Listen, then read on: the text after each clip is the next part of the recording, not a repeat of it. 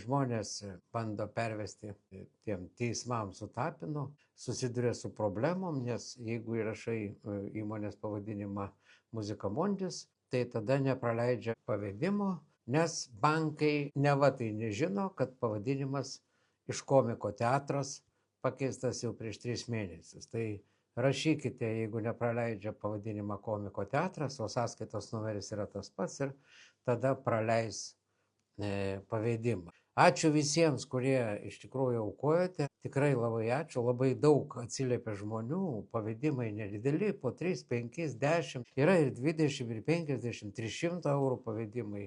Ir jau surinkta per kelias valandas virš 3000 eurų ir toks jūsų aktyvus rėmimas tikrai suteikia labai vilčių.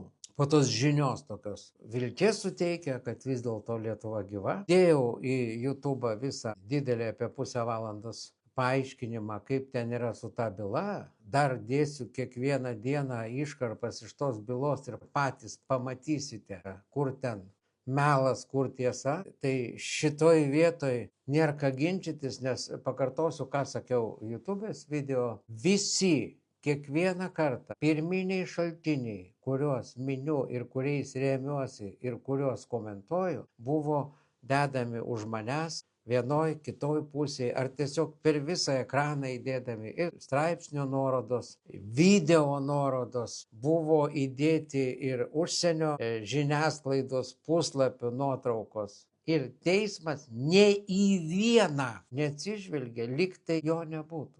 Net nepažiūrėjo laidas, ypač apygardos teismas, nes teisme buvo nagrinėjama tik tai, kas parašyta, stenograma, o ginčiamos buvo video laidos, kuriuose yra ir garsas, ir emocija, ir intonacija, ir vaizdas.